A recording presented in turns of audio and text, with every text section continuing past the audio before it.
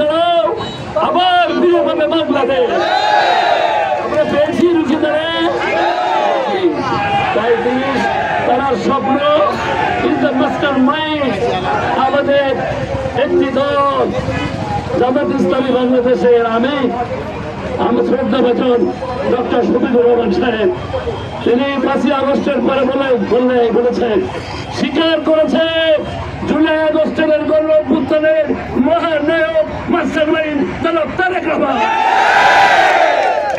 সেই তারেক রহমান সাহেব আরো বুদ্ধিমত্তার সাথে চিন্তা চেতনা ভাবাবে উন্মেষের মাধ্যমে তারা ডিপ্লোমিক চিন্তা চেতনা তিনি সারা বিশ্বের মানুষের কাছে গ্রহণযোগ্যতা পাওয়ার কারণে, গণতন্ত্রকামী মানুষের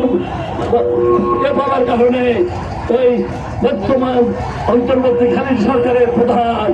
জনাব ডক্টর ইউনূস সাহেব, তিনি সবার কথা না শুনে বাধা বিপত্তি উপেক্ষা করে যখন দেখলেন, যখন ইউরোপীয় ইউনিয়ন, সমস্ত আমেরিকা